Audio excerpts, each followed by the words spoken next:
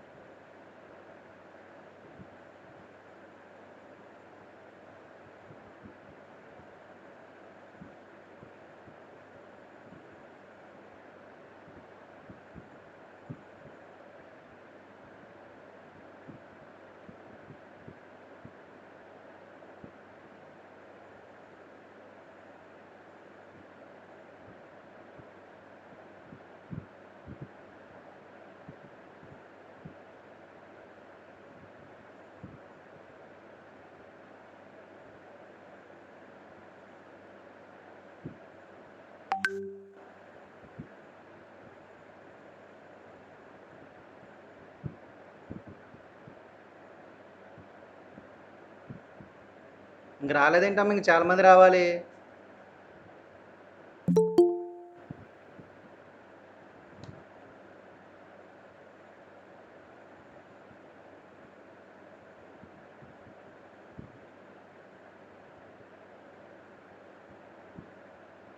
ఒకసారి మనం ఈ మోడల్ పేపర్ వైజ్ తర్వాత ఈ టాపిక్ వైజ్ ఒకసారి డిస్కస్ చేసుకుందాం.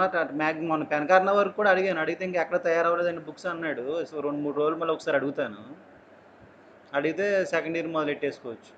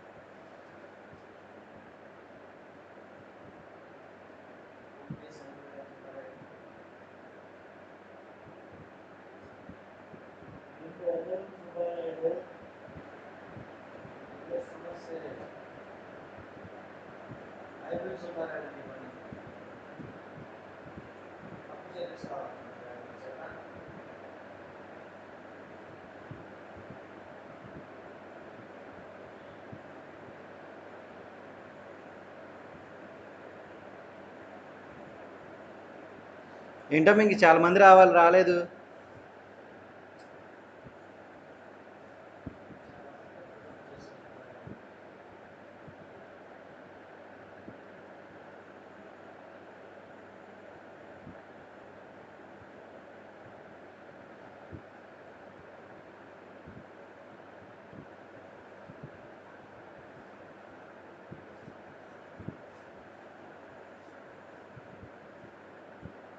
రే సందీప్, క్లాస్ జాయిన్ అవ్వు.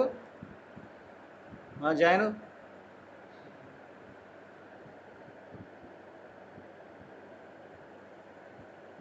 ఏస్మన్ జాయిన్ అయింది, భువన జాయిన్ అయింది, రాజు. జబ్బాది తేజస్వి జాయిన్ అవుతుందా సార్?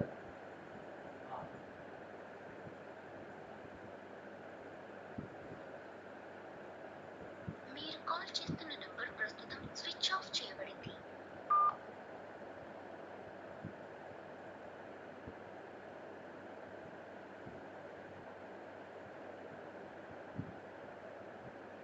లోహిత శ్రావణి జాయిన్ అయిందా?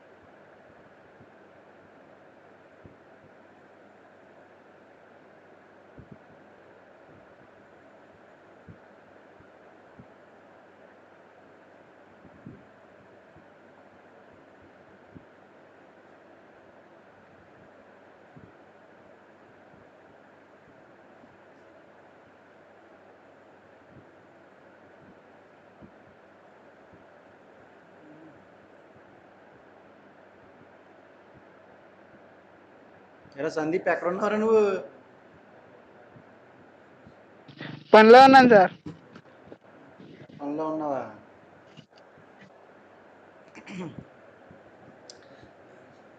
అమ్మ మనం మొత్తం మీద గ్రామర్ మొత్తం ఒకసారి నేర్చుకున్నాం. దాని తర్వాత ఏంటంటే ఒకటో పాట నుంచి మనం ఏమేమి నేర్చుకోవాలో ఒకసారి చూద్దాం. చూడండి ఒకసారి మొదటి పాట నుంచి మనం ఏమేమి నేర్చుకోవాలి ఒకసారి చూద్దాం.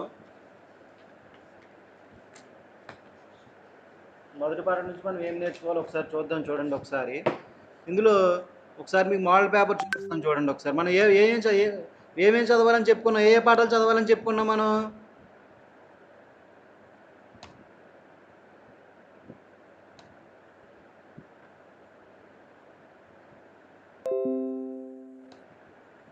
కనబడుతుందా? ఏం బోనా కనబడుతుందా?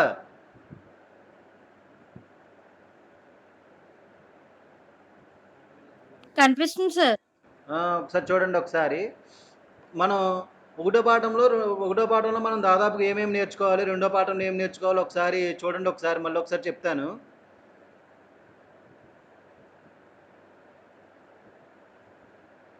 వీటికి ఇందులో మనకి ఫస్ట్ క్వశ్చన్ వచ్చేటప్పటికి ఈ క్రింది పద్యాలు ఒకదానికి ప్రతిపార్థ తాత్పర్యాలు రాయండి అంటాడు. ఈ క్రింది పద్యాలు ఒకదానికి ప్రతిపార్థ తాత్పర్యాలు రాయండి అన్నప్పుడు మనకి మొత్తం 4 పాఠాల్లో ఉన్నాయి మనకి ఇవి. ఈ ప్రతిపార్థ తాత్పర్యాలు ఏమో మొత్తం 4, ఒకటో పాఠం, రెండో పాఠం, మూడో పాఠం, 5వ పాఠంలో ఉన్నాయి. 4వ పాఠంలో లేవు. ఇందులో మొదటి పాఠంలో మనం మొదటి పాఠంలోకి వచ్చేటప్పటికి మనకి 2 పద్యాలు. మొదటి పాఠంలో మనకి ఈ ఒకటో ప్రశ్న కింద మనకి 2 పద్యాలు ఉన్నాయి. ఒకటో ప్రశ్న కింద మనకి 2 పద్యాలు ఉన్నాయి. ఒకటో ప్రశ్న కింద మనకి 2 పద్యాలు ఉన్నాయి. ఏం పద్యాలు అవి ఒకసారి చెప్తారా? ఏ నెంబర్ పద్యాలు అవి చదివారా?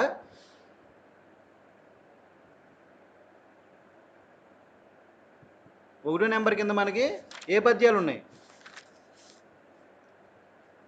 పద్యం నెంబర్ 32, పద్యం నెంబర్ 32, తర్వాత 53. పద్యం నెంబర్ 32, 53 ఈ 2 పద్యాలు మనకి ఈ ప్రతిపార్థ తాత్పర్యాల కింద మనకు ఒకటో పాఠంలో వస్తాయి. మనకి ఇందులో మనకి 32వ పద్యం ఇచ్చారు కాబట్టి మనం ఫస్ట్ పాఠం బాగా చదువుకుంటే దాదాపుగా మనకి 25 మార్కులు కవర్ చేయొచ్చు. ఎలా కవర్ చేయొచ్చు అంటే ఒకటి ప్రతిపార్థాల నుంచి మనకు ఒకటి వస్తుంది ఖచ్చితంగా. దాదాపుగా ఫస్ట్ పాఠం నుంచి ఎన్ని ఎక్కువ సార్లు ఇస్తున్నారో అదొకటి మనం చదివేది 1, 3, 5 పాఠాలు కాబట్టి 1, 3, 5 పాఠాల్లో ఒకటో పాఠంలో మనం ఖచ్చితంగా ఇది నేర్చుకోవాలి. 1, 2 పాఠాల్లో మనం 1, 2 పాఠాల్లో ఈ ప్రతిపార్థ తాత్పర్యాలు మనం నేర్చుకోవాలి. 1, 3 ఒకసారి గుర్తుపెట్టుకోండి. 1, 3, 5 పాఠాల్లో ఒకటో పాఠంలో ఈ ఏ పద్యాలకు మనం ప్రతిపార్థ తాత్పర్యాలు చదవాలంటే 32, 53. 32, 53 పాఠాలకి మనం 32, 53 పాఠాలకి మనం ఈ ప్రతిపార్థ తాత్పర్యాలు చదవాలి. మనకి ఇక్కడ రాసుకోండి. ఎక్కడైనా ఒక పేపర్ తీసుకొని రాసుకోండి. ఎక్కడైనా 32, 53 పద్యాలు. 32, 53 పద్యాలకు మనం ప్రతిపార్థ తాత్పర్యాలు రాయాలి. ఇక మనం చదివేది ఏంటి? ఒకటో పాఠం చదువుతాం, మూడో పాఠం చదువుతాం మనం. ఈ ప్రతిపార్థ తాత్పర్యాలకు వచ్చేటప్పుడు మనం చదివేది 1, 3, 5 పాఠాలే కాబట్టి ఒకటో పాఠంలో 2 ఉన్నాయి, మూడో పాఠంలో 2 ఉన్నాయి, 5వ పాఠంలో 2 ఉంటాయి. మనం అన్నీ చదవక్కర్లా. ఒకటో పాఠంలో 2, మూడో పాఠంలో 2 చదివితే ఒకటో పాఠంలో 2, మూడో పాఠంలో 2 ఆ 2 చదివేసుకుంటే సరిపోతాయి మనకి. అంటే 4 చదువుకుంటే సరిపోతాయి. ఒకటో పాఠంలో 2, మూడో పాఠంలో 2, 4 చదువుకోవాలి. అది ఒకటో పాఠంలో మనం చదవలసిన పద్యాలు ఏంటంటే 32, 53.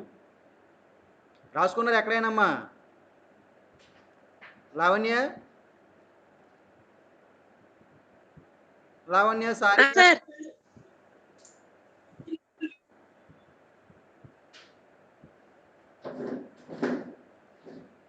లావణ్య, సారిక సార్ చెప్పండి సార్. ఈ పద్యాలు రాసుకున్నావా? మొదటి పాఠంలో ఏ పాఠాలకు మనం ప్రతిపార్థ తాత్పర్యాలు చదవాలి? 1, 2 సార్. 1, 2 ఏంటమ్మా? 32వ పద్యం, 53వ పద్యం సార్. 32వ పద్యం, 53వ పద్యాన్ని మనం ప్రతిపార్థ తాత్పర్యాలు చదవాలి. ఓ పేపర్ మీద రాసుకోండి ఎక్కడైనా. దాని తర్వాత దాని తర్వాత వచ్చేటప్పటికి ఏంటంటే కంఠస్థ పద్యాలు. కంఠస్థ పద్యాలు వచ్చేటప్పటికి మనకు 2 ఇస్తాడు, 1 రాయాలి. కంఠస్థ పద్యాలు 2 ఇస్తాడు మనకి, 1 రాయాలి. ఇది కూడా మనం సందర్భ సహిత వాక్యాలు ఎలా అయితే మనం 1, 3 పాఠాలు 1, 3 పాఠాలు చదివేసుకున్నామో ఇక్కడైతే కొద్దిగా మనం ఎక్కువ చదవాల్సి వస్తుందేమో. 1, 3 పాఠాలు కాకుండా ఇక్కడ 1, 3, 5 పాఠాలు చదవాల్సి ఉంటాయి. 6 పద్యాలు చదవాలి. ఆ పైన మనం ప్రతిపద తాత్పర్యాలకేమో మనం 4 పద్యాలు చదివాం. ప్రతిపద తాత్పర్యాలకేమో 4 పద్యాలు కాదు, అక్కడ కూడా 6 పద్యాలు చదివాడు. ప్రతి దానికి గుర్తుపెట్టుకున్నాము. 1, 3, 6. 1, 3, 5 పాఠాలు. 1, 3, 5 పాఠాలు చదివేయండి. Okay sir. వినబడి ఏం డౌట్ ఉందమ్మా? ఎవరైనా ఒకసారి డౌట్ ఉంటే అడగండి ఒకసారి. 1, 3, 5 మీరే చెప్పారు. 4గో పాఠం కంటే 5దో పాఠం బాగుంటుంది కానీ ఈజీగా ఉంటుంది అన్నారు కాబట్టి 1, 3, 5 పాఠాలు చదివేటప్పుడు 1ో పాఠంలో మనం మొత్తం అన్నీ కవర్ చేయాలి. 1ో పాఠంలో మనం 1ో పాఠంలోను, 3ో పాఠంలోను, 5ో పాఠంలోను మనకు 6 ప్రతిపాద్య తాత్పర్యాలు, 6 కంఠస్థ పద్యాలు ఉంటాయి. ఫస్ట్ పాఠంలోకి వచ్చేటప్పుడు మనకి 2 ఉన్నాయి. 3ో పాఠంలో 2, 5ో పాఠంలో 2 ఉంటాయి.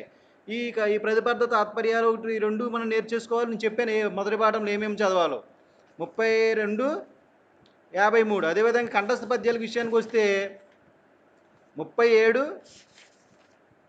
54. మొదటి పాఠం 37, 54. 37, 54 చదవాలి మనం. Okay sir. రాసుకోండి ఏదైనా పేపర్ మీద. 37, 54 ఈ 2 పద్యాలు మనం కంఠస్థ పద్యాలు కాబట్టి చూడకుండా 4, 5 సార్లు ప్రాక్టీస్ చేయండి. రాసాం సార్. ఇది మనకి 2ో పాఠంకి వచ్చేటప్పటికి మనకి ఏముంటుందంటే తర్వాత సందర్భ సహిత వాక్యాలు ఉంటాయి. సందర్భ సహిత వాక్యాలు మనకి ఎగ్జామ్లో 6 ఇస్తాడు. సందర్భ సహిత వాక్యాలు ఎగ్జామ్లో 6 ఇస్తాడు, 4 రాయమంటాడు.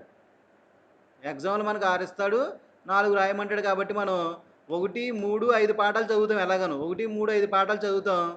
1, 3, 5 పాఠాలతో పాటుగా ఇంకో పాఠం చదువుకోవాల్సిన పరిస్థితి ఏర్పడచ్చు. లేకపోతే ఒకసారి చూడండి, ఒకసారి మనకి ఇది ఎలా ఇచ్చాడు.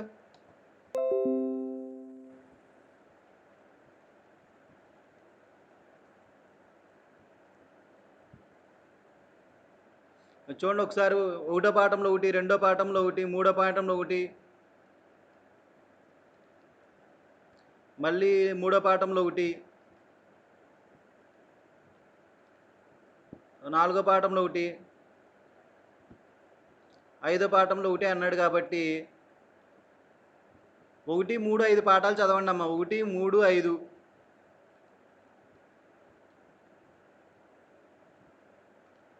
వినబడిందా? 1, 3, 5 పాఠాలు చదివేయండి. ఇది కూడా ఓకే సార్. 1, 3, 5 పాఠాలు చదివేయండి. ఫస్ట్ పాఠంలోకి వచ్చేటప్పటికి 10 ఉంటాయి. ఫస్ట్ పాఠంలోకి వచ్చేటప్పటికి మనకి ఎన్ని ఉన్నాయంటే 10 ఉన్నాయి.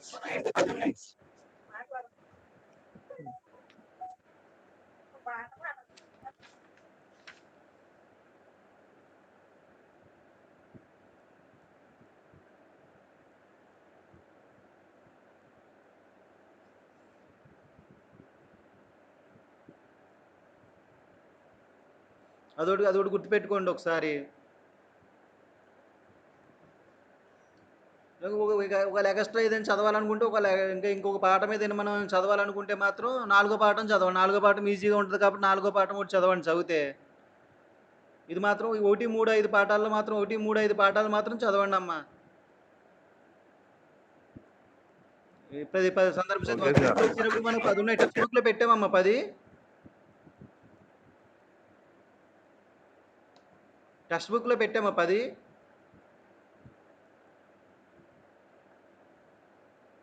ఇవి టెక్స్ట్ బుక్లో మనం టెక్స్ట్ బుక్ గైడ్లో వచ్చేటప్పటికి మనకి ఎక్కువ ఉంటాయి. గైడ్లో దాదాపుగా 18, 19 ఉంటాయి. కానీ టెక్స్ట్ బుక్లో మనకు 10 ఇచ్చాడు కాబట్టి ఆ 10 పెట్టుకున్నాం మనం టెక్స్ట్ బుక్లో.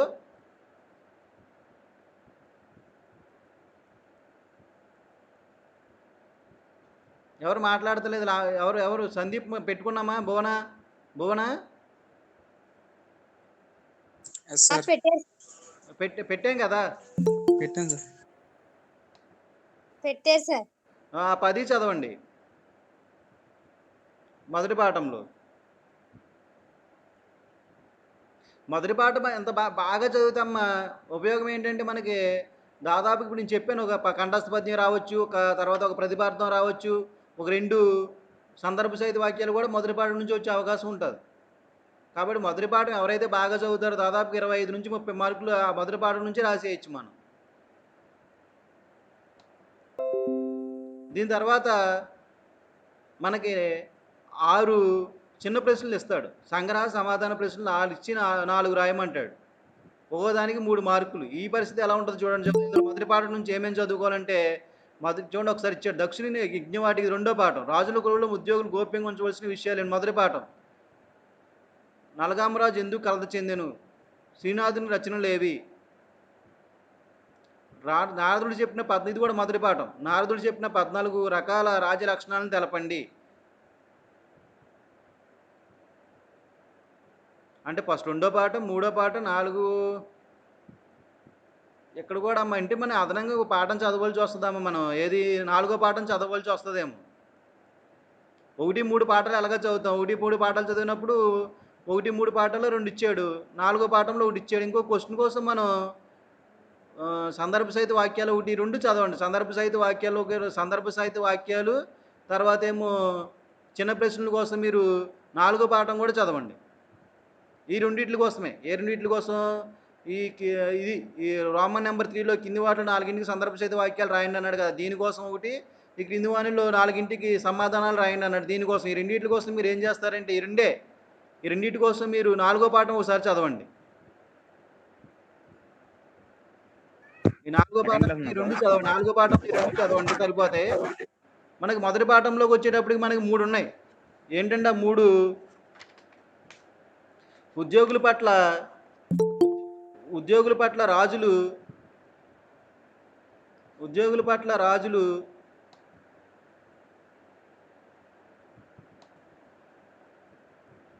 ఒకసారి చూడండి. 2వ పాఠంలో మనకి ఎన్ని ఉన్నాయంటే ఇటువంటి 3 ఉన్నాయి. ఉద్యోగుల పట్ల రాజులు వ్యవహరించవలసిన తీరుని తెలపండి. సైనికుల పట్ల, శత్రువుల పట్ల రాజులు ఎలా వ్యవహరించాలి, రాజులు చేయకుండా దోషాలు తెలపండి అన్నాడు. ఈ 3 ప్రశ్నలకు మనం చదువుకుంటే దాదాపుగా ఒక్కోసారి ఏమో 2 ఇస్తున్నాడు, ఒక్కోసారి 1 ఇస్తున్నాడు. ఇదొకటి గుర్తుపెట్టుకోండి. దాని తర్వాత వేసరో ప్రశ్నలు ఉంటాయి. వేసరో ప్రశ్నలకు మనం ఈ 3 పాటలే చదువుతాం, ఇంకేం చదవం. 1, 3, 5. వేసరో ప్రశ్నలకు వచ్చేటప్పటికి మనం 1, 3, 5 ఎలా ఇస్తాడో ఒకసారి చెప్తాను చూడండి మీకు.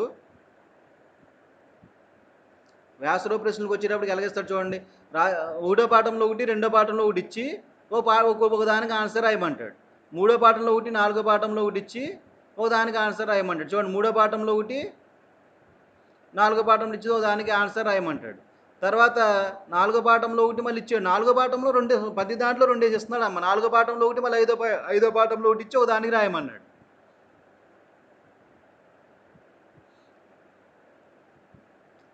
కాబట్టి ఇక్కడ ఏం చేయొచ్చు అంటే మనం 1, 3, 5 పాఠాలు చదివేయండి. బాగా ఫిక్స్ అయిపోయింది మీరు. 1, 3, 5 పాఠాలు చదివేయండి. ఏవి 5 పెద్ద క్వశ్చన్లు వచ్చేటప్పటికి మనకి ఈ మొదటి పాఠంలోకి వచ్చేటప్పటికి మనకి 3 ఉన్నాయి. నారదుడు ధర్మరాజు చెప్పిన రాజనీతిని సంగ్రహంగా తెలపండి. ఉద్యోగులు నియమాలలో రాజులు ఎటువంటి జాగ్రత్తలు తీసుకోవాలి, ప్రజాపాలనలో రాజులు పాటించవలసిన ధర్మాలేవి. ఈ మూడు క్వశ్చన్లు మీరు మొదటి పాఠంలో చదివేయండి. ఈ 3 ప్రశ్నలు మీరు మొదటి పాఠంలో చదివేయండి. ఇక్కడ వరకు దీన్ని సెక్షన్ ఏ అంటాం దీన్ని. ఈ సెక్షన్ ఏలో ఏమైనా డౌట్లు ఉంటే ఒకసారి అడగండి. ఈ సెక్షన్ ఏలో ఏమైనా డౌట్లు ఉన్నా, మొదటి పాఠంలో ఏమైనా డౌట్ ఉన్నా ఒకసారి అడగండి ఎవరికైనా.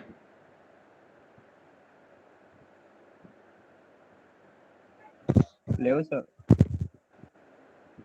డౌట్లేం లేవు సార్. అంటే మనం ఏమేం పాఠాలు చదవాలనుకున్నాం చెప్పండి. సందర్భం లేదు సార్. ప్రతిపార్థాల కోసం ఏ పాఠాలు చదవాలి?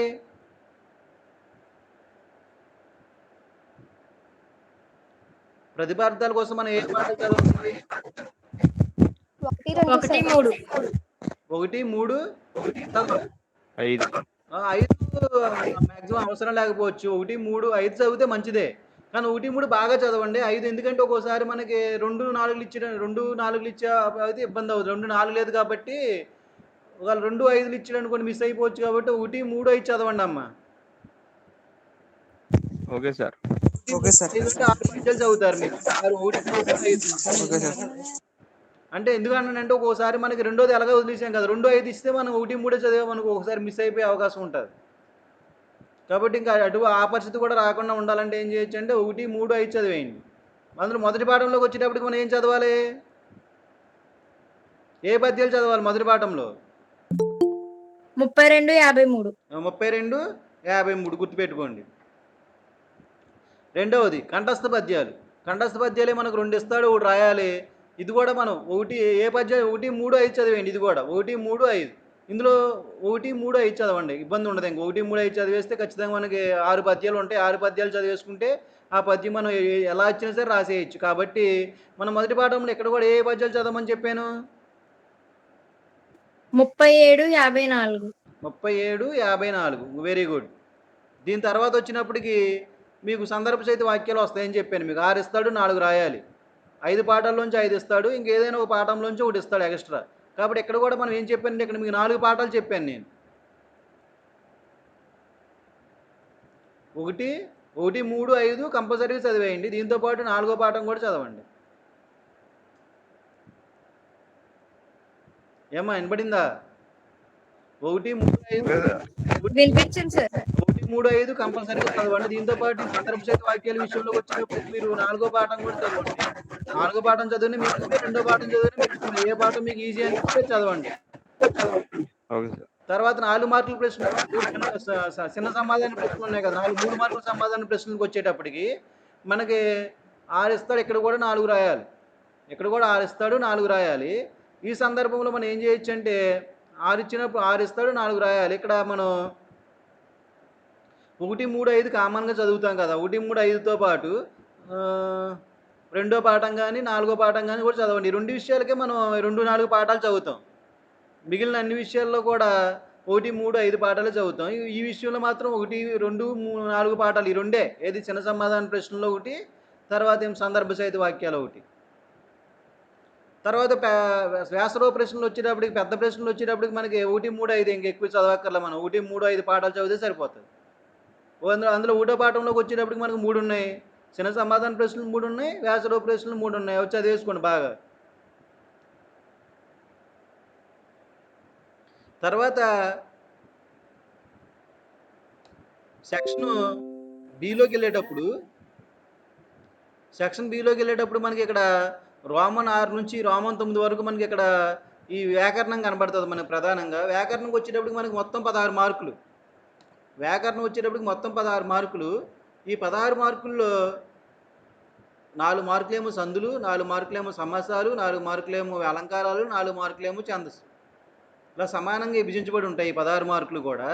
ఇందులో మనం మొదటిది వచ్చేటప్పటికి సందులు వచ్చేటప్పటికి మనం ఆల్రెడీ చెప్పుకున్నాం. తెలుగు సందులు, సంస్కృత సందులు చెప్పినప్పుడు మొత్తం మనకు 6 ఇస్తాడు, 4 రాయాలి. అయ్యొక 3 ఇస్తాడు. ఇప్పుడు మనం మొదటి పాఠంలోకి వచ్చేటప్పటికి మనకి ఒకసారి కొన్ని రివిజన్ ఒకసారి చదివి వినిపిస్తాను, మీరు ఏంటో చెప్పేస్తూ ఉండండి ఫాస్ట్. ఇక్కడ ఏమి రాయక్కర్లా, మనం సూత్రం కూడా రాయమని అడుగుతున్నా. చూడండి ఒకసారి, ఈ క్రింది వాటిలో 4ని విడదీసి సంధి పేరు రాయండి అన్నాడు. సూత్రం కూడా రాయమనలా, సంధి పేరు రాయండి అన్నాడు. ఒకవేళ మీకు సూత్రం వస్తే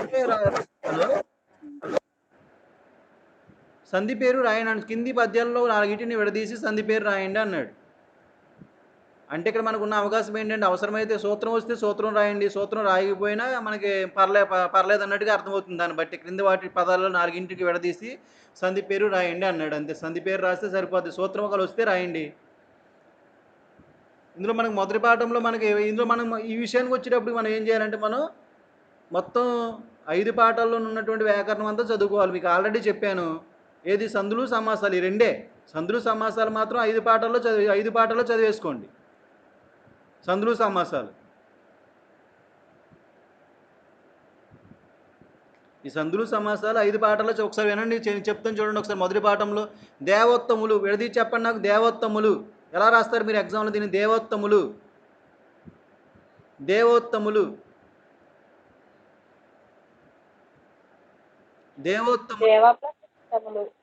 దేవా ప్లస్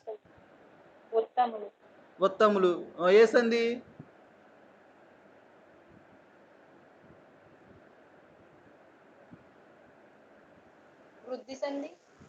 ఏ సంధి అమ్మా? దేవోత్తములు దేవా ప్లస్ ఉత్తములు దేవోత్తములు అన్న వేసింది. గుణసంధి సార్. దేవా ప్లస్ ఉత్తములు దేవోత్తములు వేసింది చెప్పాలి నాకు. గుణసంధి సార్. వెరీ గుడ్, గుణసంధి. అది ఎలా అయిందమ్మా? గుణసంధి ఎలా అయింది? అక్కడ దేవ ఆ ఉంది, ఆకారానికి ఊకారం పరమై ఓకారం వచ్చింది, దేవోత్తములు అయింది. కాబట్టి అది మన సూత్రం ఉంటుంది, అకారానికి ఈ ఊరులు పరమైనప్పుడు క్రమంగా ఏ ఊరులు ఏకాదేశ మగును అనేది గుణసంధి సూత్రం. అది గుణసంధి. దేవా ప్లస్ ఉత్తములు దేవోత్తములు. మన ఎగ్జామ్లో ఏం రాస్తామంటే దేవోత్తములు అని ఇచ్చింది, రాసిన తర్వాత ఒక గీత పెట్టి దేవా ప్లస్ ఉత్తములు ఈజీక్వల్ పెట్టి మళ్ళీ గుణసంధి అని రాయాలి. ఒకవేళ వస్తే గుణసంధి సూత్రం కూడా రాసేయండి. రెండోది చెప్పండి, ధర్మార్థములు. ధర్మ ప్లస్ అర్థములు. ధర్మ ప్లస్ అర్థములు వేసింది. సవర్ణ దీర్ఘ సంధి సార్. సవర్ణ దీర్ఘ సంధి. Very good. అలా రాస్తే సరిపోద్ది మీకు. దాని తర్వాత రాజాన్వయము. రాజాన్వయము. రాజా ప్లస్ అన్వయము. రాజా ప్లస్ అన్వయము వేసింది. సవర్ణ దీర్ఘ సంధి సార్. ఇది కూడా సవర్ణ దీర్ఘ సంధి. తర్వాత జగన్నతుడు. జగన్నతుడు. జగత్ ప్లస్ నుతుడు. జగత్ ప్లస్ నుతుడు వేసింది. అనునాసిక సంధి సార్.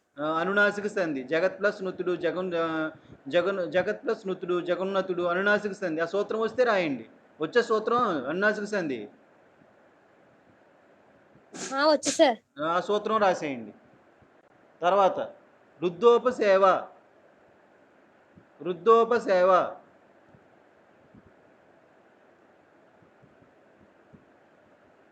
వృద్ధోపసేవ.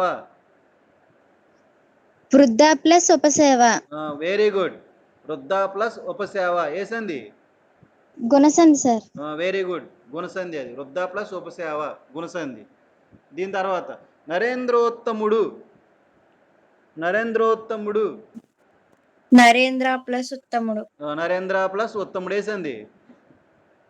గుణసంధి సార్. గుణసంధి. రైట్. తర్వాత పెంపడరు. పెంపు ప్లస్ ఆడరు. Very good. పెంపు ప్లస్ అడరు వేసింది. ఉత్వ సంధి సార్. ఏంటమ్మా వేసింది? ఉత్వ సంధి సార్. ఉత్వ సంధి. ఉకార సంధి. ఉత్వ సంధి అది. Yes sir. నెక్స్ట్ వికలాంగులు. వికలాంగులు.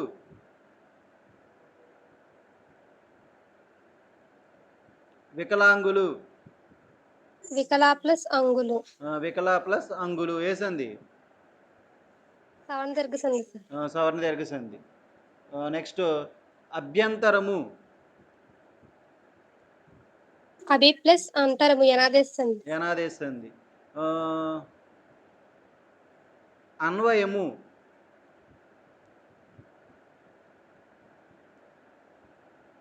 అన్వయము. అన్ ప్లస్ వయము. అను ప్లస్ వయము. వయము. అన్వయము ఇది వేసింది. యనాదేశ సంధి. ఇది కూడా యనాదేశ సంధి. నెక్స్ట్ మహిషులు. మహి ప్లస్ ఈసులు. వేసింది. సవర్ణ దీర్ఘ సంధి. మరి ఇదేంటి మహేషులు?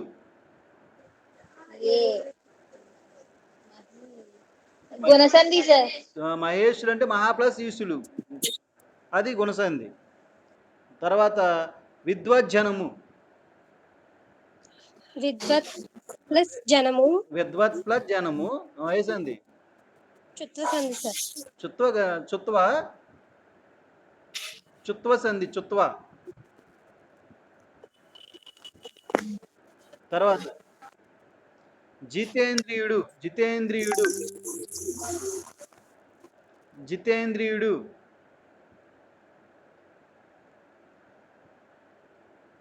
జితేంద్రియుడు. జిత ప్లస్ ఇంద్రియుడు. జిత ప్లస్ ఇంద్రియుడు వేసింది.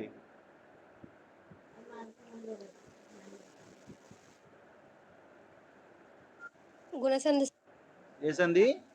ఎడాగమ సంధి. కాదు కాదు, మళ్ళీ సరిగ్గా ఆలోచించు. జిత ప్లస్ ఇంద్రియుడు, జితేంద్రియుడు, గుణసంధి అమ్మ. ఇంతవరకు ఏం చెప్తున్నాం మనం? అకారానికి ఇక చూడండి, ఈకారం పరమైనప్పుడు ఏకారం ఎప్పుడు వస్తుంది? గుణసంధిలోనే కదా. అకారానికి ఇకారం పరమైతే ఏకారం, అకారానికి ఉకారం పరమైతే ఓకారం, అకారానికి అరువు పరమైతే ఆర్లు. అరువు ఆర్లు ఎప్పుడు వస్తాయి? మనకి గుణసంధిలోనే వస్తాయి. ఇక్కడ జితేంద్రియుడు అన్నాడు కదా, ఇక్కడ జిత అంటే ఆకారం ఉంది, ఈ ఉంది కాబట్టి జితేంద్రియుడే అయింది అది గుణసంధి.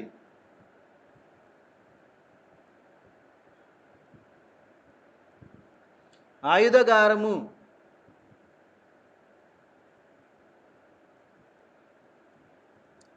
సార్ ఇవన్నీ చదివేసాం కదా సార్. ఆయుధగారము వేసింది అంటే మొన్న చెప్పేటప్పుడు నేను మొత్తం పాటలన్నింటిలో కొన్ని వేరాను, ఏరిన తర్వాత ఇప్పుడు మళ్ళీ ఇందులో ఉన్నాయి, అక్కడ లోపల పాఠం లోపల కూడా ఉన్నాయి. ఆయుధగారం అంటే ఆయుధ ప్లస్ రాశారా, చదివారు ఇది ఆయుధగారము లావణ్య? చదివాం సార్. ఆయుధ ప్లస్ అకారము. ఆగారము. ఇది చెప్పు. అగుదురు కావున. అగుదురు ప్లస్ కావున. అగుదురు ప్లస్ కావున వేసింది. కసరవాదేశండి. లాస్ట్ దేని శతైక వృద్ధి. శత ప్లస్ ఏక వృద్ధి. శత ప్లస్ ఏకవృద్ధి వేసింది. వృద్ధి సంధి సార్. వృద్ధి సంధి. తర్వాత ఇక్కడ మనకి మొదటి పాఠంలో ఈ 16 ఉన్నాయి. ఈ 16 మనకి మొదటి పాఠంలోకి వచ్చేటప్పటికి ఈ సంధులు. ఇక విగ్రహవాక్యాలు రాసి ఏ సమాసాలు గుర్తించండి అన్నాడు కదా. ఇక్కడ మనకి ఏం రాస్తామంటే విగ్రహం ఆడిచ్చినటువంటి వాక్యం రాస్తాము. ఇక్కడ చూడండి మనకి ఎలా ఇచ్చాడు, ఇక్కడ కూడా సేమ్ అంతే. 6 ఇస్తాడు, 6లో మనం ఏం రాయాలంటే 4 రాయాలి. ఇక్కడ మనం పైన ఇచ్చేటప్పుడు చూడండి ఒకసారి మనకి ఎలా ఇచ్చాడు. రాజన్వయము, పక్షమేర్పడ, వీధి జొచ్చి, కట్టెదుట, ఇంధనవుగా, నరేంద్రోత్తమ అన్నాడు. ఇందులో మనకి 3 సంస్కృత సంధులు, 3 తెలుగు సంధులు. రాజన్వయ అనేది మొదటి పాఠంలో ఉంది, నరేంద్రోత్తమ కూడా మొదటి పాఠంలోనే ఉంది. కాబట్టి మరి నరేంద్రోత్తమ ఏదో చెప్పాను కదా మీకు, నరేంద్ర ప్లస్ ఉత్తమ వేసింది. గుణసంధి. తర్వాత రాజన్వయ సవర్ణ దీర్ఘ సంధి. ఇదేంటి? ఇంధనవుగా చెప్పండి ఒకసారి నాకు. ఇంధనవుగా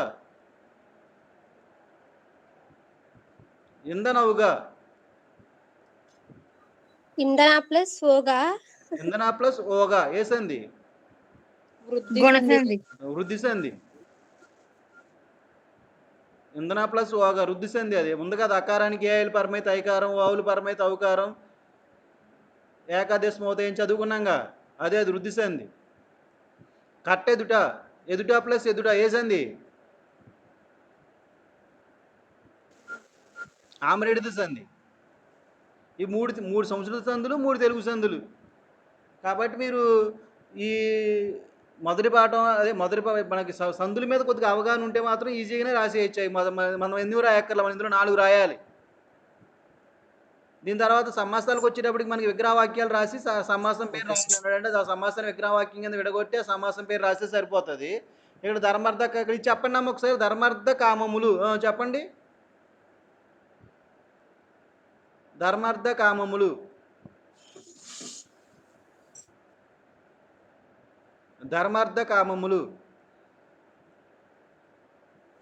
ధర్మమును, అర్థమును, కామమును. బహుపద ద్వంద్వ సమాసం. బహుపద ద్వంద్వ సమాసం. అది 2 ఉంటే ద్వంద్వ సమాసం అన్నాయి. ఇక్కడ 3 ఉన్నాయి కాబట్టి దీన్ని ఏమన్నాడు? బహుపద ద్వంద్వ సమాసం అన్నాడు. చూడండి ఒకసారి.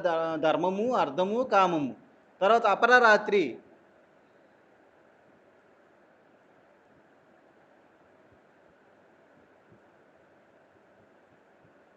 అపరరాత్రి. అపరము రాత్రి. అపరము రాత్రి.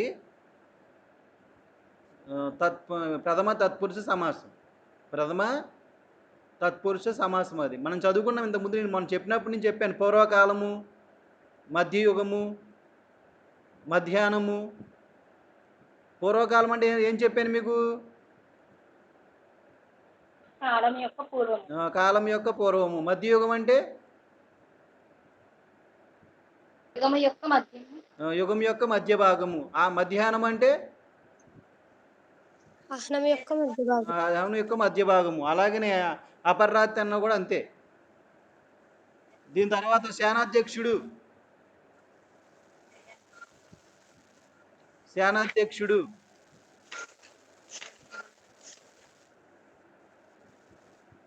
శానమునకు సేనాధ్యక్షుడు. అధ్యక్షుడు. అధ్యక్షుడు. యొక్క అధ్యక్షుడు సార్. ఆ, సమాసం సేన అదే వస్తుంది కానీ అక్కడ యొక్క రాదు. సేనకు అధ్యక్షులు. సేనకు అధ్యక్షుడు, అది కూడా షష్ఠీ తత్పురుష సమాసమే. కీ కు కున్ యొక్క లోన్ లోపల దాంట్లో కు వస్తుంది అక్కడ. సేనాధ్యక్షుడు, సేనకు అధ్యక్షుడు. సేనాధ్యక్షుడు అంటే సేనకు అధ్యక్షుడు అనే పదం ఇక్కడ వస్తుంది. సేనకు అధ్యక్షుడు, సేనాధ్యక్షుడు షష్ఠీ తత్పురుష సమాసమే. సమాసం వచ్చేటప్పుడు షష్ఠీ తత్పురుష సమాసమే. తర్వాత జగోన్నతుడు. జగోన్నతుడు జగము చేత నుతుడు. ఏంటో మళ్ళీ చెప్పమ్మా. జగము చేత నుతుడు. జగము చేత, జగత్తు చేత, జగము జగత్తు చేత జగత్తు చేత ఉన్నతుడు. ఏ సమాసం? తృతీయ తత్పురుష. తృతీయ తత్పురుష సమాసం. చేతం చేయని తోడంతరం వస్తే తృతీయ తత్పురుష సమాసం. చూడండి, జగోన్నతుడు, జగత్తు చేత ఉన్నతుడు, తృతీయ తత్పురుష సమాసం. రాజపుత్రులు. రాజు యొక్క పుత్రుడు. వెరీ గుడ్, రాజు యొక్క పుత్రులు. ఏ సమాసం? షష్ఠీ తత్పురుష. షష్ఠీ తత్పురుష సమాసం. ఇది చెప్పండి. దివ్యాంతరిక్షము. దివ్యమైన అంతరిక్షము. వెరీ గుడ్, దివ్యమైన అంతరిక్షము. చెప్పు, ఏ సమాసం? విశేషణ పూర్వపద కర్మధారయ సమాసం. విశేషణ పూర్వపద కర్మధార్య సమాసం. తర్వాత అనగుడు. అగము లేనివాడు. చెప్పమ్మా. అనగుడు. అగము లేనివాడు. అగము లేనివాడు. ఏంటి సమాసం? నై బహుళ. నై తత్పురుష సమాసం. నయి తత్పురుష సమాసం. నయి తత్పురుష సమాసం. తర్వాత అష్టాంగములు. అష్ట అనే సంఖ్య గల అంగములు. అష్ట అనే సంఖ్య గల అంగములు. ఏ సమాసం? ద్విగు సమాసం. అది దిగు సమాసమే. మన టెక్స్ట్ బుక్ లో గైడ్ లో ఒకసారి అక్కడ తప్పిచ్చాడు. అది అష్టాంగములు అంటే అర్థం ఏంటంటే అష్టాంగములు కలవాడు అని అలా ఇచ్చాడు. కానీ మనకు అష్టాంగములు అంటే ఏంటి? ఎనిమిది సంఖ్య గల అంగములు, లేదా అష్టాని సంఖ్య గల అంగములు. ఏ సమాసం అంటే దిగు సమాసం. ఏ లావని వినబడిందా?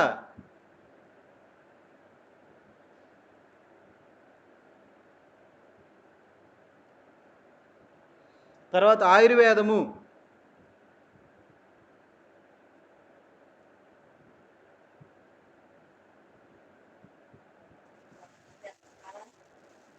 ఆయుష్ని ఆయుస్సును వృద్ధి చెందించే పేరు కలిగినటువంటి వేదము. సంభావన పూర్వపద కర్మధారయ సమాసం. ఇది ఏంటంటే పేరు వచ్చింది. ఆయుర్వేదం అంటే సంభావన పూర్వపద కర్మధారయ సమాసము. ఆయుస్సును వృద్ధి పొందించే పేరు కలిగినటువంటి వేదము. హైదరాబాద్ నగరము. హైదరాబాద్ అని పేరు కలిగిన నగరం. అలాగా సంభావన పూర్వపద కర్మధారయ సమాసం అది. ధనలుబ్ధులు. ఇది ఎవరో ఒకరు చెప్పండి. ధనలుబ్ధులు. ధనమునందు లుబ్ధులు. కాదు, ధనమునందు లుబ్ధులు కాదమ్మా అది. ధనలుబ్ధులు. ఇది చెప్పండి. పోనీ గుణహీనుడు. ధనము చేత హీనుడు. మరి ధనలుబ్ధులు. ధనము చేత లుబ్ధులు. ధనము చేత లుబ్ధులు. ఏ సమాసం? తృతీయ తత్పురుష. తృతీయ తత్పురుష సమాసం. గుర్తుపెట్టుకోండి. ధనము చేత లుబ్ధులు. ధనము అందు అన్నారు అనుకోండి, అప్పుడు ఏమవుతుందంటే అది షష్ఠి ఏమవుతుంది? ఇది సప్తమి తత్పురుష సమాసం అయిపోతుంది.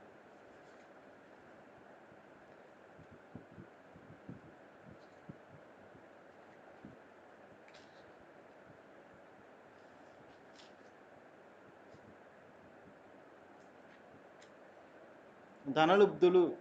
అంతేనమ్మా. ఇది నువ్వు చెప్పిందే కరెక్ట్ అమ్మా. ధనలుబ్ధులు. ధనమునందే.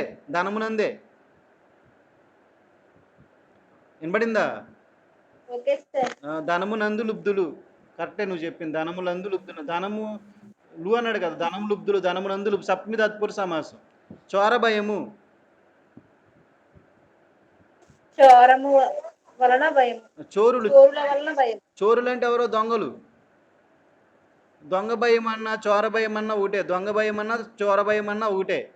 తర్వాత భూనుతుడు. భూనుతుడు. భూమిచే నుతుడు.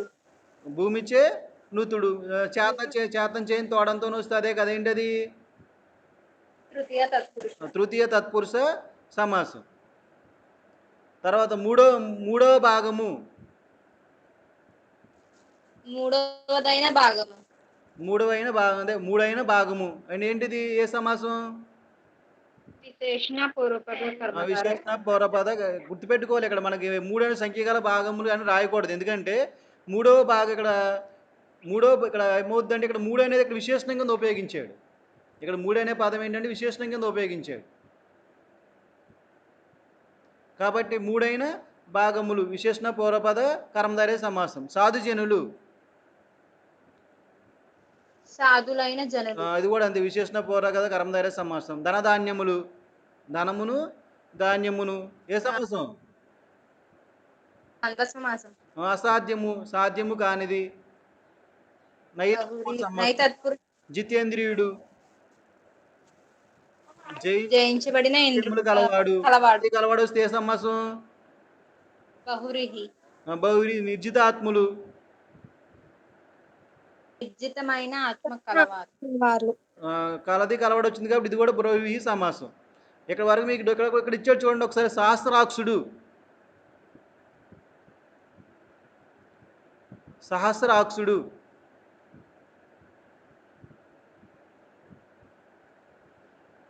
చెప్పండి నాకు, అది ఏ సమాసం చెప్పండి? సహస్రాక్షుడు.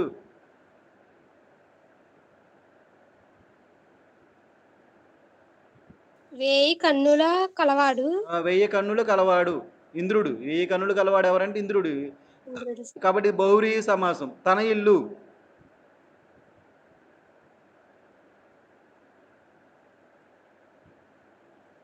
తన యొక్క ఇల్లు. ఉత్తమాసనములు. ఉత్తమమైన ఆసనములు. విశేషణ పౌరపద కర్మధారయ సమాసం. మానవ అవమానములు. మానమును అవమానములను ద్వంద్వ సమాసం.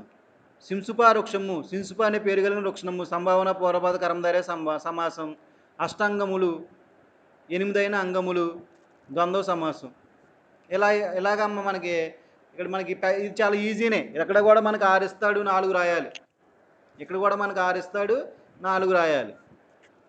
దీని తర్వాత ఇక్కడ మనకి అర్థాంతర్న్యాస అలంకారము. తర్వాత ఇక్కడ అలంకారాలకు వచ్చేటప్పుడు మనం ఏం చేయాలంటే అమ్మ మీకు నేను ఫస్ట్లో చెప్పాను, క్లాసులన్నీ స్టార్టింగ్ అవ్వడానికి ముందరే మీకు వ్యాకరణం చెప్పాను, మీకు అలంకారాలు చెందొచ్చు చెప్పాను.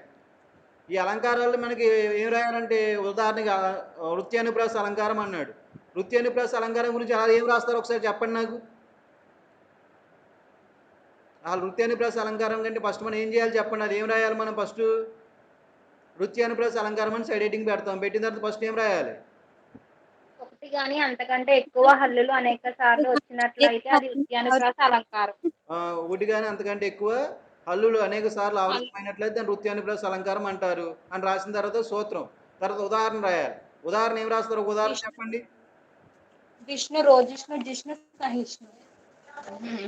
లేకపోతే చిలుకలు కలకల నవేనులు మీ ఇష్టం చాలా ఉంటాయి. ఏదో ఒకటి రాసి కింద అన్వయం రాయాలి. పై వాక్యంలో ఈ పలానా లు అనే అక్షరం లేదా పలానా కా అనే అక్షరం అనేక సార్లు ఆవృతమైంది కాబట్టి ఇది వృత్యానుప్రాస అలంకారం అని రాయాలి. ఇక్కడ మనం బాగా గుర్తుపెట్టుకోవాల్సిన విషయం ఏంటంటే అలంకారాల్లో శబ్దాలంకారాలు ఒకటి, అర్థాలంకారాలు ఒకటి. ఇందులో శబ్దాలంకారం నుంచి ఒకటి ఇస్తున్నాడు, అర్థాంతర్న్యాస అలంకారం నుంచి ఒకటి, అర్థాలంకారం నుంచి ఒకటి ఇచ్చి ఒకటి రాయమంటాడు. మనకి 4 మార్కులు అది. కాబట్టి వచ్చిన దానికి సూత్రం రాయాలి, ఒక ఉదాహరణ రాయాలి, అన్వయం రాయాలి.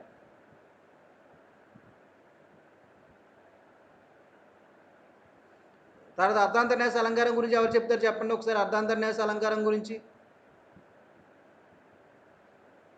సామాన్యంను విశేషణం చేత గాని విశేషణాన్ని సామాన్యం చేత గాని సమర్థించి చెప్పడాన్ని అర్థాంతర్న్యాస అలంకారం అంటారు. బాగా చెప్పావు నువ్వు.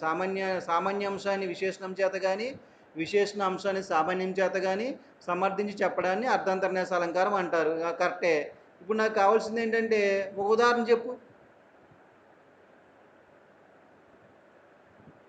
మహాత్ములకు సాధ్యం కానిది ఏమీ లేదు కదా. నాకు వినపల్లా, సరిగ్గా చెప్పు.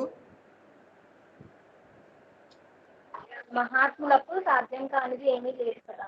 అది విశేషణ వాక్యం. సామాన్య వాక్యం ఏంటి అక్కడ? అది నువ్వు చెప్పింది 2 వాక్యాలు ఉంటాయమ్మా ఇక్కడ. మనకి అర్ధాంతర్యాస అలంకారంలో 2 వాక్యాలు ఉంటాయి. ఒక వాక్యం కాదు. ఒక విశేషణ వాక్యం ఒకటి ఉంటుంది, సామాన్య వాక్యం ఒకటి ఉంటుంది. ఇప్పుడు మహాత్ములకు సాధ్యం కానిది ఏది లేదు కదా అన్నదేమో సామాన్య వాక్యం. విశేషణ వాక్యం కూడా అక్కడ ఉండాలి ఇంకొకటి. హనుమంతుడు సముద్రమును లగించాను. హనుమంతుడు సముద్రాన్ని లగించాను. మహాత్ములకు సాధ్యం కానిది ఏది లేదు కదా అని దానికి ఉదాహరణ. హనుమంతుడు సముద్రాన్ని లగించెను అనేదేమో విశేషణ వాక్యం. సామాన్యులకు మహాత్ములకు సాధ్యం కానిది ఏది లేదు కదా అనేదేమో సామాన్య వాక్యం. ఇక్కడ సామాన్యం నుంచి విశేషణం సమర్థించబడింది కాబట్టి ఇది అర్ధాంతర్యాస అలంకారం అని రాయాలి. అక్కడ రాయాలి వివరంగా. హనుమంతుడు సముద్రము లగించెను అనేది విశేషణ వాక్యము, మహాత్ములకు సాధ్యం కానిది ఏది లేదు కదా అనేదేమో సామాన్య వాక్యము, పైన విశేషణం సామాన్యం సమర్థించబడింది కాబట్టి ఇది అర్ధాంతర్యాస అలంకారం అని రాయాలి.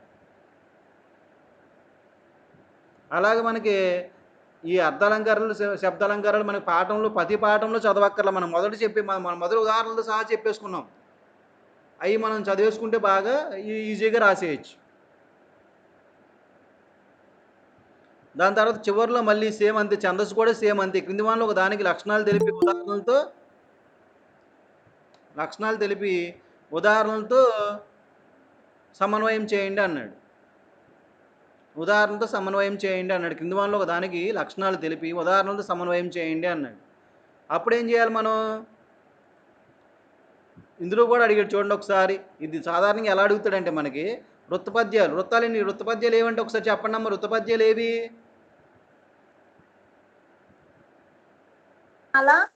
ఉత్పలమాల, చంపకమాల, శార్దూలం, శార్దూలం.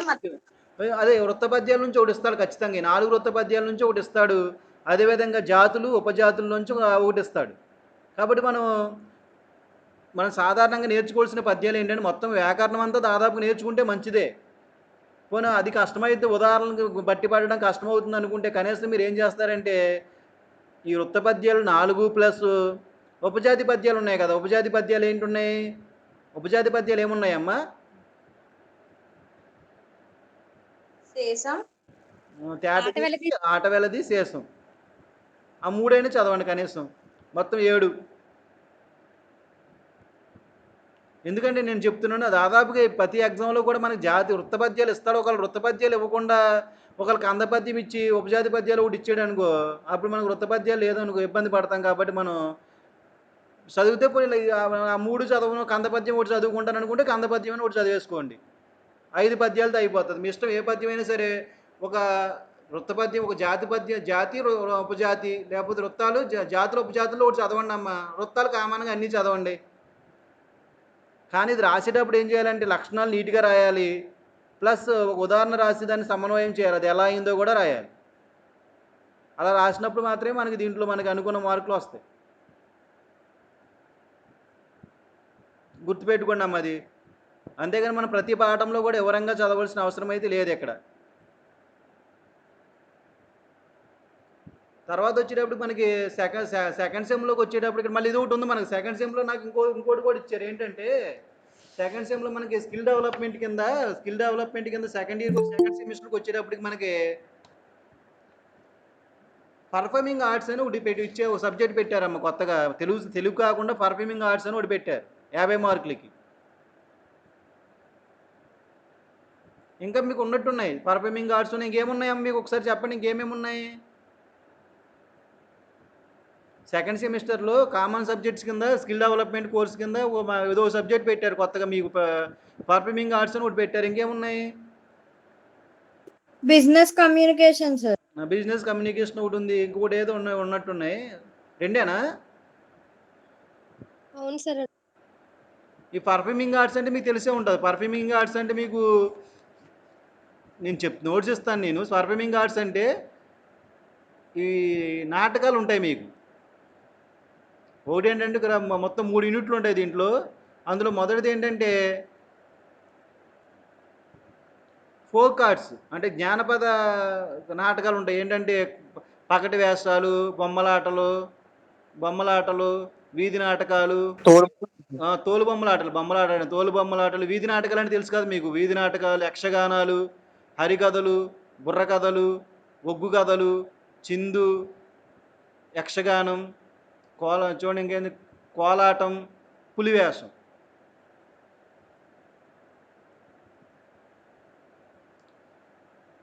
ఇవి మనకి ఇదొకటి ఉంటాయి. దీని తర్వాత భరతుని రస సిద్ధాంతం ఒకటి ఉంటుంది. అంటే అలా నాటకాలలో అంటే ఫస్ట్ మన సినిమాలు రాకముందర నాటకాలు ఉండేవి, తెలుసు కదా మీకు. సినిమాలు రాకముందర ఏముండే, నాటకాలు ఉండే. నాటకాలు అనేవి అత్యంత ప్రాచీన కాలం నుంచి కూడా ఉన్నాయి, ఇప్పుడు కాదు. నాటకాలు అనేవి చాలా ప్రాచీన కాలం నుంచి కూడా ఉన్నాయి. ఈ నాటకాల యొక్క లక్షణాలను వివరిస్తూ భరతుడు నాట్యశాస్త్రం అనే ఒక పుస్తకం రాశాడు. నాట్యశాస్త్రం.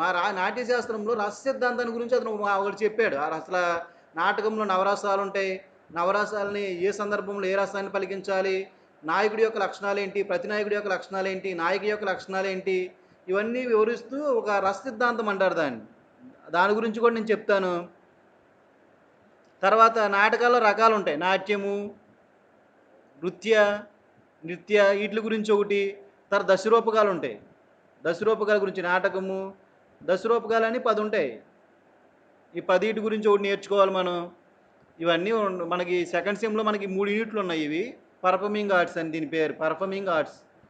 మీకు సెల్ ఫోన్లో కొట్టుకున్నా సరే వస్తాయి, పర్ఫార్మింగ్ ఆర్ట్స్ అని సెల్ ఫోన్లో కొట్టినా వస్తాయి మీకు. తర్వాత తెలుగు సబ్జెక్టు, తెలుగులోకి వచ్చేటప్పటికి మనకి ఇక్కడ అంతా ఎక్కువ ఉంటుంది. మనకి మొదటి సెమిస్టర్లో మనకి అంతా ఏముందంటే పద్యాలు ఉన్నాయి. మొదటి సెమిస్టర్లో మనకి మొత్తం పద్యాలు ఉన్నాయి. కానీ సెకండ్ సెమిస్టర్లోకి వచ్చేటప్పుడు మీకు ఏముంటాయంటే కథలు, నవలలు, నాటకాలు. కథ, నవలలు, నాటకాలు ఇవి ఉంటాయి. ఆధునిక కవిత్వం, ఆధునిక నవల, నాటకం, కథ ఇవి ఉంటాయి మన సెకండ్ సెమిస్టర్లోకి వచ్చేటప్పటికి అన్నీ.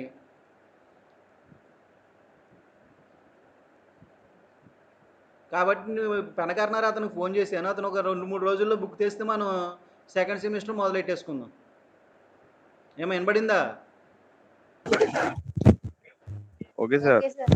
సెకండ్ సెమిస్టర్ మొదలెడదాం. కానీ సెకండ్ సెమిస్టర్ మొదలెట్టినప్పటికి కూడా మనం చదవవలసింది ఏది? మనం ఏం చదవాలి?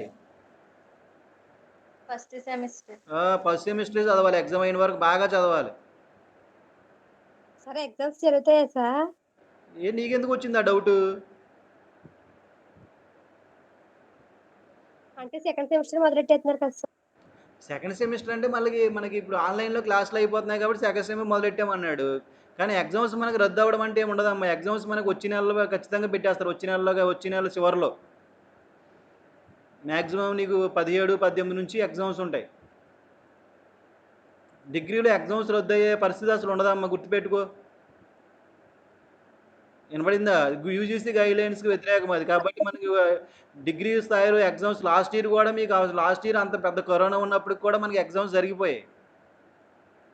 ఎగ్జామ్స్ అయితే వాయిదా అదే కొన్ని రోజులు వెనక్కి వెళ్తాయని అయితే ఉండొచ్చు. ఎగ్జామ్స్ అనేవి రద్దు అవ్వడం జరగదు. మీరు ఎవరు మీకు అలా చెప్పినా సరే నమ్మొద్దు.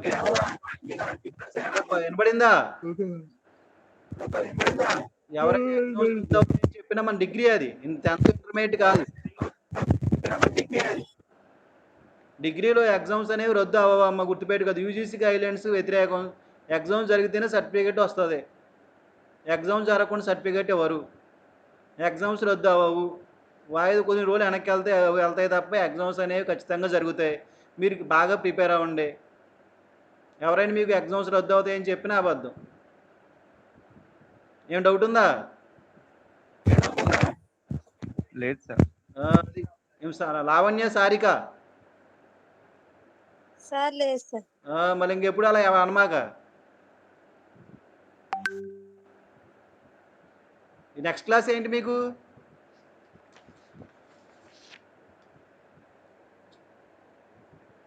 నెక్స్ట్ క్లాస్ ఏంటమ్మా? తెలీదు సార్. తెలీదు సార్. నెక్స్ట్ ఏ క్లాస్ వేస్తారు 2 గంటలకి? మళ్ళీ లేదు. ఇప్పుడు నెక్స్ట్ క్లాస్ ఏం లేదా? లేదు సార్, మ్యాథ్స్ సార్ లీవ్ లో ఉన్నారు సార్. అవునవును, ఆయనకి వాళ్ళ నాన్నగారు చనిపోయారు. మీరు మాత్రం అలా ఎగ్జామ్స్ ఎవరు అన్నారని లాస్ట్ ఇయర్ కూడా చేసిన పని అలా. అందుకే చాలామందికి లాస్ట్ ఇయర్ చాలామంది ఇబ్బంది పడ్డారు. లాస్ట్ ఇయర్ కూడా ఎగ్జామ్స్ 10th క్లాస్కి ఇంటర్మీడియట్కి రద్దు అయిపోయి చదవడం మానేశారు. ఆడేం చేశాడు, అక్టోబర్లో పెట్టాడు. అప్పటికి వీళ్ళు ఉన్నదంతా మర్చిపోయారు. అక్టోబర్లో పెట్టాడు తీసుకెళ్ళి ఎగ్జామ్స్. ఆ ఎగ్జామ్స్ అని ఇప్పుడు మనకి అప్పుడు కరోనా వల్ల అక్టోబర్లో లాక్డౌన్ ఎత్తేగానే ఎగ్జామ్ పెట్టేశాడు. అది గుర్తుపెట్టుకోండి. మనకి డిగ్రీ ఎగ్జామ్స్ అనేవి రద్దు అవ్వడం అనేది జరగదు. అది 100%. కాబట్టి అలా మీరు ఎప్పుడు అనుకోపోకుండా బాగా చదవండి. చదివితే మీరు ఆటోమేటిక్గా ఎగ్జామ్స్ బాగా రాస్తారు కాబట్టి ఇబ్బంది ఉండదు. మీరు చదువు ఒకసారి మీరు మైండ్లోంచి రద్దు అయిపోతాయి అనే భావన ఒకసారి వచ్చిందంటే ఇంక చదవరు మీరు. కానీ ఎగ్జామ్స్ మాత్రం ఖచ్చితంగా పెడతాడు. అదొకటి గుర్తుపెట్టుకోండి. చదవండి, అన్ని సబ్జెక్టులు బాగా చదవండి. వినపడిందా అందరికి? ముఖ్యంగా లావణ్య, నీకే నువ్వే అడిగా. Okay sir. ఉంటానా అయితే? Bye sir. Bye. Bye sir.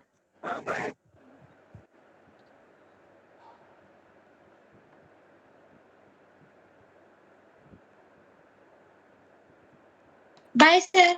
Bye bye.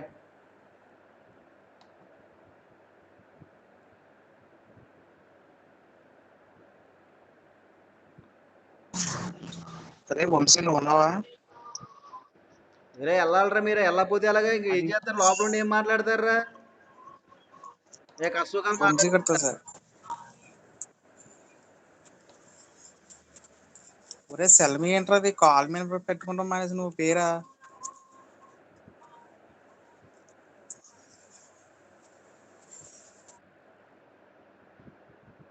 ఏం బిందు?